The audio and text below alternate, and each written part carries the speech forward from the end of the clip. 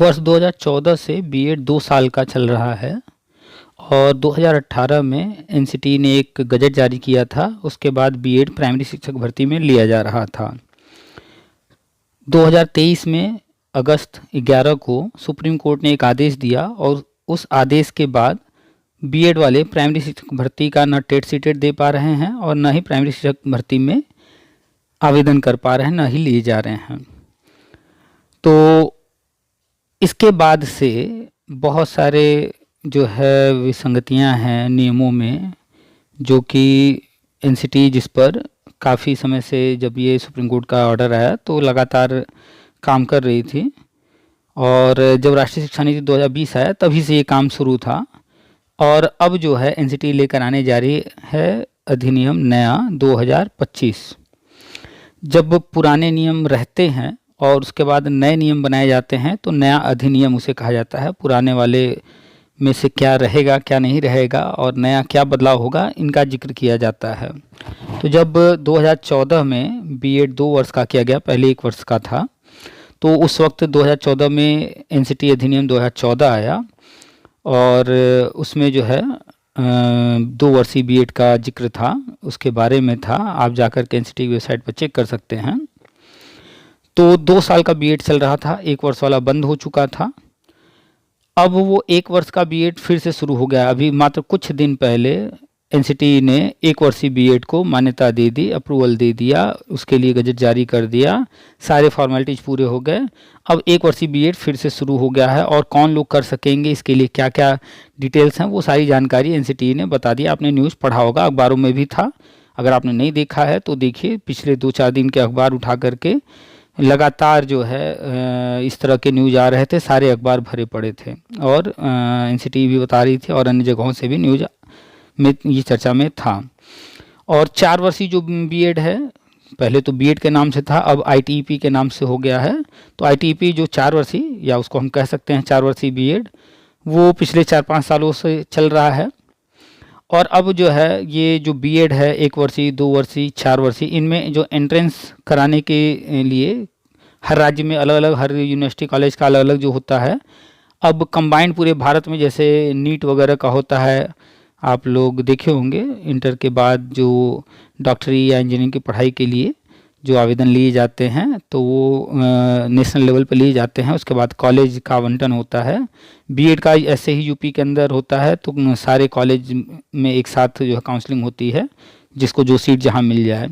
अब जो है पूरे भारत में कराने की योजना है, ये भी न्यूज़ आ चुकी है।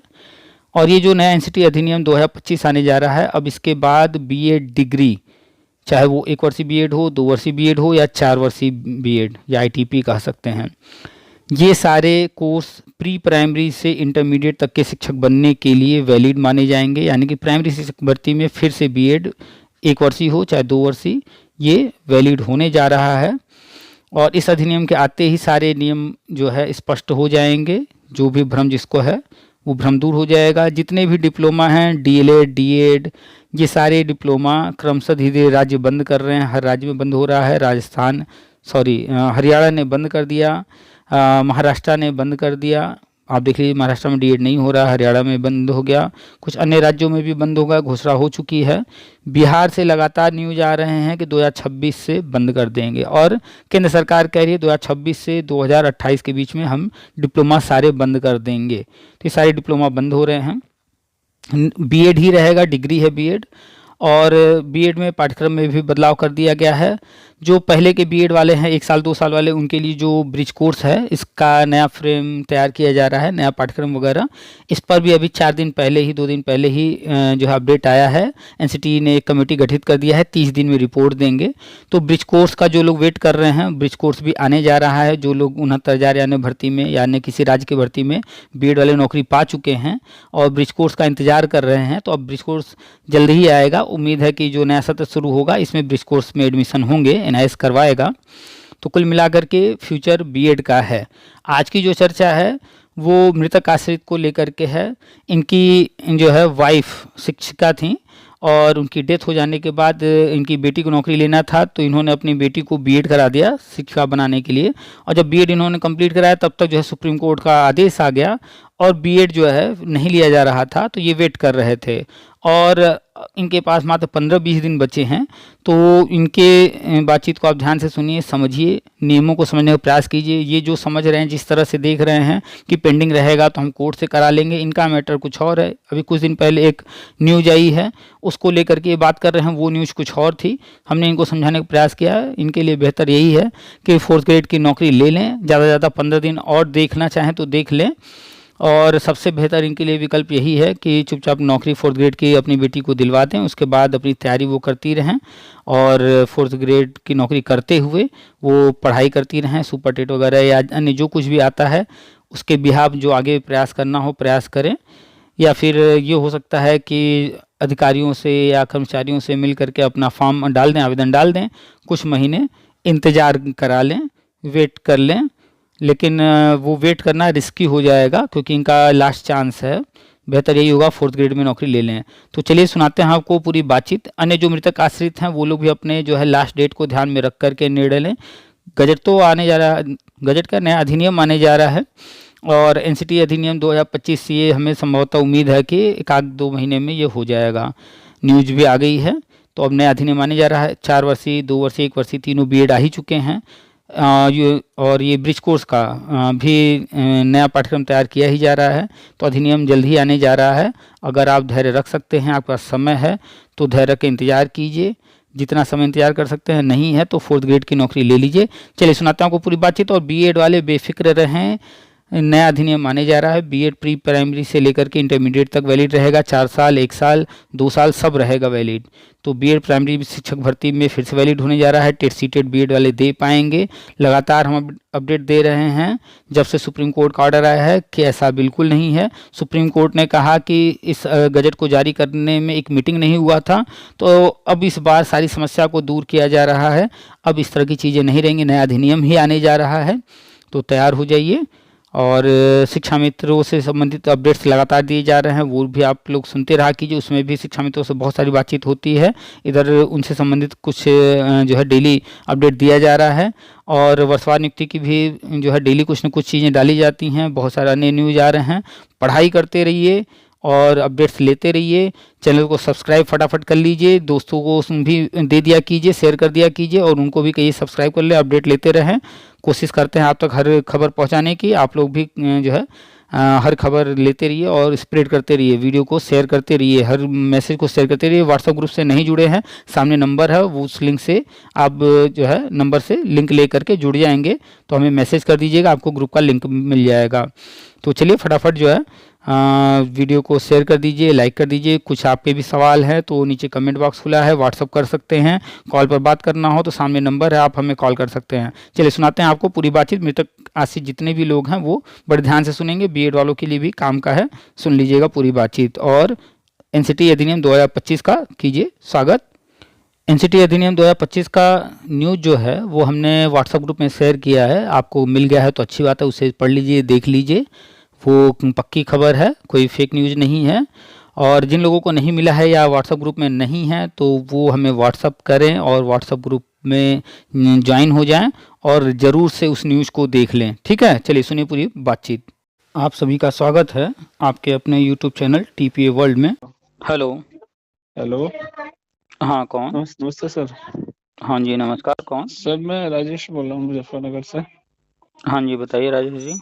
एक बार पहले भी बातचीत हुई थी हमारी ना, वो मत्तक आशिद में थी अनुकंपा नौकरी, उसके लिए अप्लाई दूसरी बार फिर रिजेक्ट कर दी वो बीएड की वजह से उन्होंने। पिछली बार तो रीजन भी नहीं बताया था, ऐसे ही कर दी थी। तो अब ये जो बीएड का चल रहा है, 2 साल वाली बीएड है, ये 2 साल वाली बीएड तो अभी एनसीटी ने वैलिड करी नहीं है इसमें। तो क्या करना चाहिए, मतलब हमारे पास समय भी कम बच रहा है। वैसे तो हमने कोर्ट में भी डाल रखा है। नहीं तो जो कोर्ट में आपने डाला है उसको तो हम नहीं ध्यान देंगे। आपका जो समय है कब तक है? हमारा तो फरवरी तक का ही है, फरवरी 10 तक है। 10 फरवरी तक ही लास्ट है। हाँ। तो समय तो आपके पास मात्र बचे हुए हैं यही लगभग 15 दिन, 20 दिन। 20 दिन। 10 तो 11 को डेथ हुई तो 10 फरवरी तक ही माना जाएगा। 5 साल। तो 5 साल आपका जो है इसी 10 फरवरी को हो जा रहा है पूरा। हाँ जी। तो आपकी माताजी जो है बीएड की हैं? नहीं, वाइफ थी मेरी। अच्छा अच्छा, तो वाइफ। अपने बेटी बेटी के लिए अप्लाई किया था, क्या उसको बीएड करा दिया था। एक मिनट एक मिनट, मतलब आपकी वाइफ की डेथ हुई है? हाँ हाँ। अच्छा, वो टीचर थी? वो टीचर थी प्राइमरी में, सहायक अध्यापक, वो भी बीएड ही थी। अच्छा अच्छा। विशेष बीटीसी बेंच में थी। अच्छा, और उनके स्थान पे जो है मृतक आश्रित में लेना किसे है, हाँ, आपकी बेटी को? बेटी को कराया था, बड़े वाली को। और उसको बीएड करा दिया था हमने, उस टाइम बीएड वैलिड था। अच्छा अच्छा। तो अभी फिलहाल वो ले नहीं रहे हैं, तो अब आपके सामने देखिए समय कम है, और ये जो आप वहाँ पर सबमिट करते हैं रिसीविंग वगैरह, वहाँ से मिलता है कुछ या हाँ, रिसीविंग ऑनलाइन भेजते हैं। अच्छा ऑनलाइन? तो अभी 20 दिन में तो उम्मीद थोड़ी कम है कि 20 दिन में जो है कुछ आने के, लेकिन फिर भी अगर देखना चाहें तो आप जो है 20 दिन, मतलब लास्ट डे से 1-2 दिन पहले तक भी अगर पॉसिबल हो तो देख लीजिए। अदरवाइज जो है फोर्थ ग्रेड का तो आपको अब जो है करना हाँ, ही फोर्थ पड़ेगा। ग्रेड का तो देने को तैयार है वो। तो अब आपके पास चूंकि समय नहीं है, तो इसको ध्यान में रखते हुए अब आपको तो फोर्थ ग्रेड ही लेना पड़ेगा।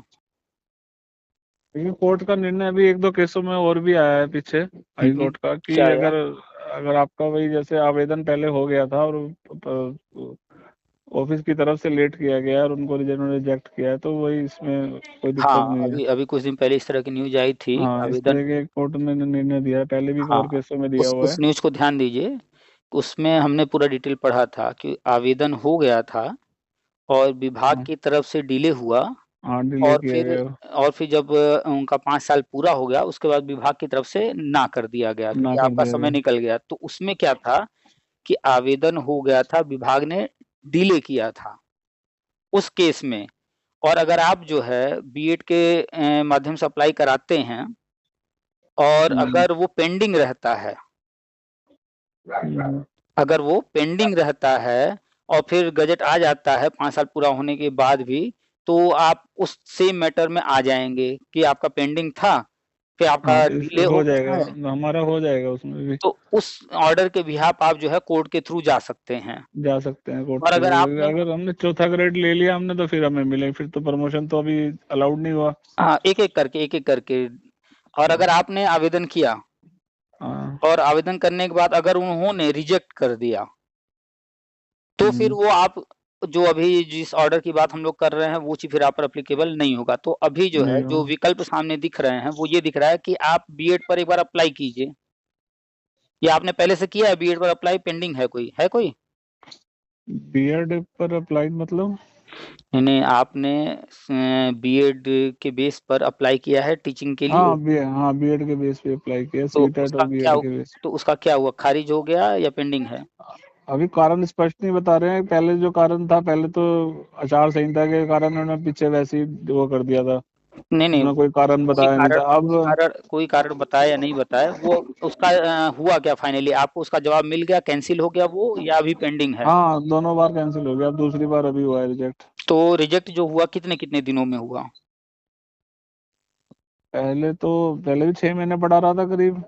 हुँ। और अब फिर अभी भी 3-4 महीने हो गए। तो आपको लग रहा है कि आप अगर जो है रिस्क ले सकते हैं कि अप्लाई करें और पेंडिंग रहे कुछ महीने, तो कुछ महीने वेट उस तरह से आगे डिले किया जा सकता है? और ये कह रहे हैं कि स्टाफ वाले, अगर तीसरी बार आपने अप्लाई करा ना इस बेस पे, हुँ। तो तीसरी बार अगर रिजेक्ट हमने कर दिया, तो तीसरी फिर आप चौथी बार नहीं कर पाओगे। तो रिस्क लेने से बेहतर है कि आप 4th ग्रेड में फिर जॉइन कराइए। या तो उनसे बात करी जाए, भैया आप पेंडिंग छोड़ देना। अगर आपका फॉर्म पड़ जाए और आप उनको कन्विंस कर लीजिए कि वो पेंडिंग रख सकें कुछ महीने, और कुछ महीने बाद जो है इस पर डिसीजन लें, 2, 4, 6 महीने अगर खींच सकिए आप, खिंचवा सकिए, इतना कॉन्फिडेंस हो अगर आपको, तो फॉर्म डलवा हम्म, दीजिए। फॉर्म डलवाने के बाद उनसे सिर्फ़ इतना रिक्वेस्ट कीजिए कि सर इसको पेंडिंग आप रख दीजिए कुछ महीने। या क्लर्क के लिए का डाल दीजिए, क्या चीज़ क्लर्क? क्लर्क के लिए डाल दें, समूह, तीसरा समूह जो होता है। सबसे सबसे सुरक्षित तो यही रहेगा कि आप कोई एक जॉब ले लीजिए। कोई टेंशन ना लीजिए, कम से कम एक जॉब तो हो जाएगा। नहीं, अब तो वही मिलेगी, चौथे ग्रेड की देंगे, क्लर्क की गल तो देते नहीं है।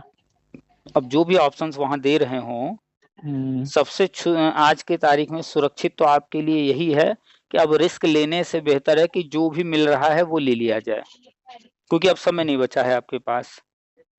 और अब ये अगर 2 साल वाली बीएड का गजट का कुछ अभी कंफर्म लग नहीं रहा कुछ। हाँ, 2 साल वाले बीएड का आप जो कह रहे हैं, तो आपको लेटेस्ट न्यूज़ पता होगा कि 1 वर्षीय बीएड शुरू हो गया, जो हाँ, चर्चा में एक था। वर्ष ये शुरू हो गया। और अभी कल ही हमने परसों ही हमने शेयर किया है कि एक नया अधिनियम आने जा रहा है, वो आपने पढ़ा? हाँ, वो भी पढ़ा। तो जो गजट की बात हो रही थी, तो वो गजट जो है ना आकर के सीधे अधिनियम नया तैयार कर दे रहे हैं, जिसमें कि बीएड जो है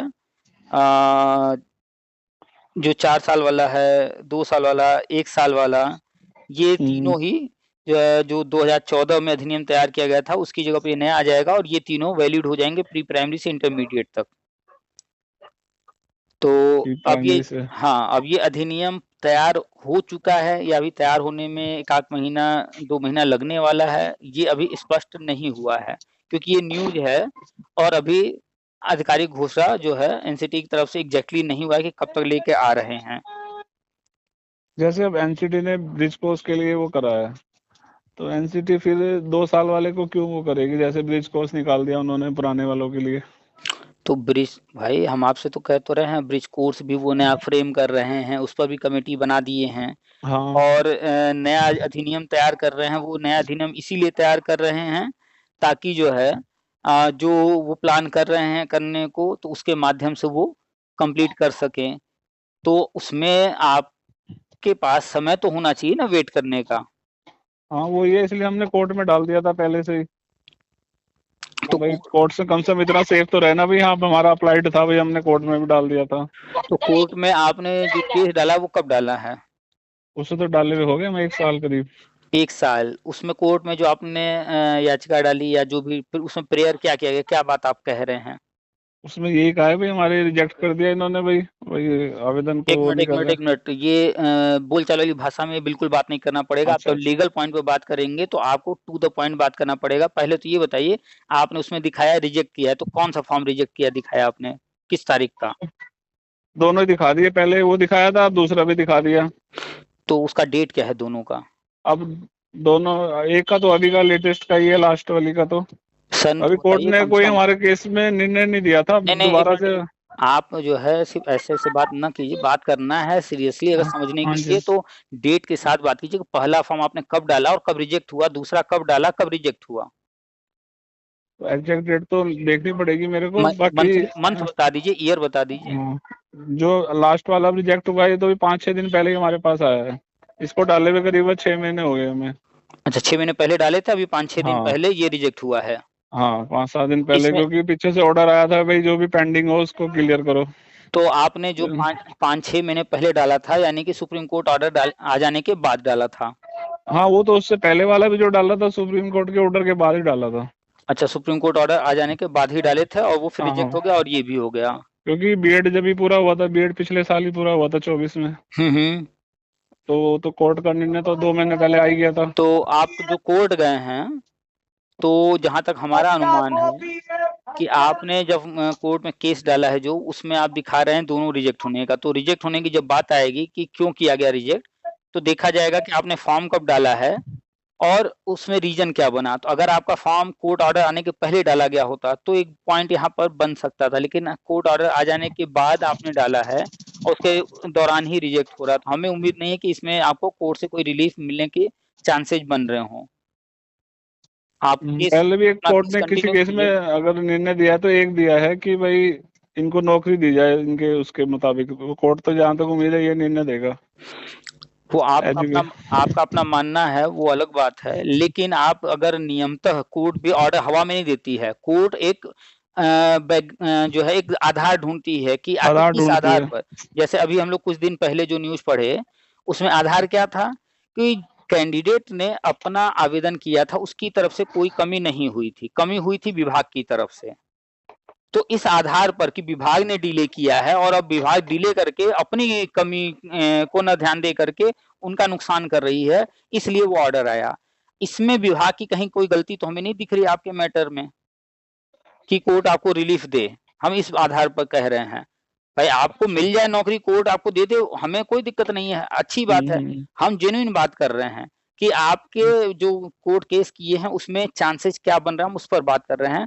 तो हमें इस केस में, आप वाले में कहीं दिख नहीं रहा है कि आपके फेवर में कोर्ट क्यों आए, क्या ऐसा रीजन बने कि वो कोर्ट आपके फेवर में आ जाए, क्योंकि आपकी तरफ से ऐसा कुछ है ही नहीं कि जो है वो आपका फेवर लें।